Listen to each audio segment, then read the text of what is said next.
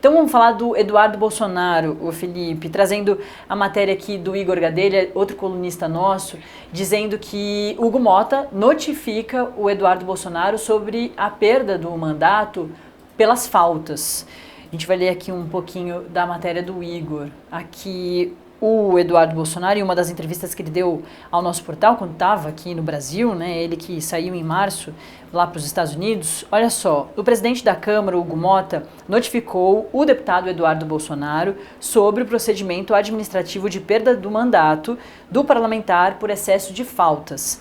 A notificação a Eduardo, que está autoexilado nos Estados Unidos desde março, foi assinada pelo presidente da Câmara lá na terça-feira, agora, e publicada no Diário Oficial na quarta, no dia seguinte. No documento, Motta dá 5 dias úteis para que o filho 03 do ex-presidente Jair Bolsonaro apresente a manifestação escrita com sua defesa. O prazo se encerra na próxima semana. E aqui parte do documento, né, ao qual a coluna teve acesso. Abre aspas. Dessa forma, fica o deputado, por meio deste edital, notificado para que, querendo, apresente manifestação escrita nos autos do referido processo, no prazo de 5 dias úteis, em observância ao artigo 3º do ato da mesa 37 e os números todos aí, né, do regimento interno da Câmara dos Deputados. Fecha aspas aqui, parte desse documento. E lá na terça-feira, o Eduardo Bolsonaro atingiu um número suficiente de faltas para ter o mandato cassado. Motta afirmou que a mesa diretora da Câmara deve apresentar o resultado pela cassação do mandato. Portanto, no caso do Eduardo Bolsonaro, tem a questão já das faltas aí eminente, né? Ele já atingiu esse número de faltas que ele não podia atingir para não perder o mandato por faltas. E aí tem uma questão curiosa, Nath. A Constituição Federal é clara, no artigo 55, inciso 3º, que ela fala o seguinte, que o deputado perde o mandato se deixar de comparecer em cada sessão legislativa a terça parte das sessões ordinárias da Casa a que pertencer, salvo licença ou missão por esta autorizada, né? Ou seja, o dispositivo constitucional é claro, dizendo que perde, né, o mandato o deputado que não comparecer em um terço, né, das sessões ordinárias. Mas, ao mesmo tempo, você vê que o julgamento é político, né? O julgamento é político. Você tem que abrir a ampla defesa e o contraditório para o deputado que faltou mais de um terço das sessões ordinárias. Por isso que o Hugo Motta notificou Eduardo Bolsonaro para se manifestar em relação à cientificação de que ele faltou mais de um terço das sessões ordinárias, e o Eduardo Bolsonaro vai poder se defender, né? E mais do que isso, né? O julgamento é de maioria absoluta, né? Mais uma vez, quem vai decidir é o plenário, né? Então, a partir do momento que o plenário tem essa força toda para resolver uma questão objetiva, a tendência, obviamente, é ter o mesmo desfecho do caso da Carla Zambelli, né? Eu imagino que o Eduardo Bolsonaro deva ter, né, mais força, né, política do que a Carla Zambelli, né? Então, a gente sabe que a tendência é o Eduardo Bolsonaro ser absolvido em relação a isso também, né? Mas eu acho que a gente deveria mudar, né, a Constituição Federal para apenas ser automática em relação à ausência, né? Porque o mandato do parlamentar, ele é pessoal, né? Ele tem que estar no seu gabinete para receber os cidadãos, né?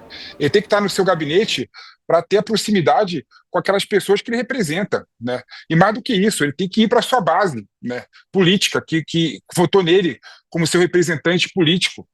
E a gente sabe que o Eduardo Bolsonaro está nos Estados Unidos, ou seja, ele está distante dos seus representados. Se a Câmara dos Deputados quiserem absolver o Eduardo Bolsonaro, né, em uma questão tão objetiva como essa, então vamos rever tudo, né? Vamos permitir home office para todo mundo, vamos reduzir os gastos da Câmara dos Deputados, vamos colocar a Câmara dos Deputados ali como se fosse um museu, né? E vamos economizar com o servidor público, vamos ser pragmático, então, né? E programático em relação a esse assunto, porque realmente não dá para uma questão tão objetiva como essa, que pede o mandato com um terço das faltas que são ordinária, né, ser deixado de lado no plenário da Câmara por questões políticas. E é claro, a Constituição Federal ela permitiu essa abertura política também, né? E eles têm o apartamento funcional, né? A Carla Zambelli demorou um tempo para liberar o apartamento funcional dela. Motorista, o dinheiro, né, do gabinete, enfim, é realmente um gasto que, claro, quando o deputado, né, o parlamentar está ali atuando, sendo visto, faz um sentido. E tem um sentido totalmente diferente quando ele não está atuando aqui, né? Felipe, eu lembro de um caso recente em que teve a perda do mandato mesmo, que os parlamentares se juntaram e derrubaram o mandato, que foi da Flor de Lis, né, deputada que foi presa, acusada ali, né, condenada por participar da morte do marido dela, o pastor Anderson, se eu não me engano, era o nome dele. E aí, nesse caso, houve uma comoção, enfim, e os parlamentares embarcaram na opinião pública. Mas a gente viu que com Carla Zambelli e o Glauber Braga não foi assim.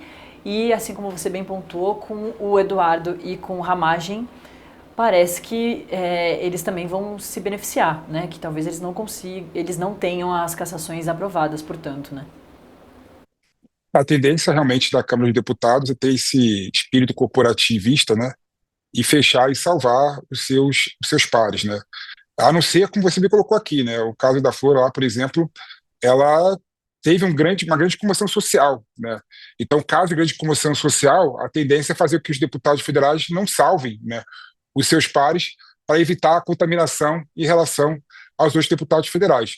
Mas, em regra, né, a Câmara de Deputados tem uma tendência clara de ser corporativista, blindar seus pares e salvar em caso de questões procedimentais como essa, especialmente em relação ao Eduardo Bolsonaro, em questões da falta, né, de um terço em sessão ordinária. Então, a tendência, de fato, é o Eduardo Bolsonaro se safar em relação a esse assunto também, né? Eu imagino que a direita e o Centrão devam ter em torno de 300 votos, né, favoráveis, né, em relação a vários assuntos, né? Como precisa de 257 votos, né, favoráveis, aliás, contrário à cassação, né, a tendência é Eduardo Bolsonaro continuar exercendo seu mandato fora do Brasil e longe dos seus representados.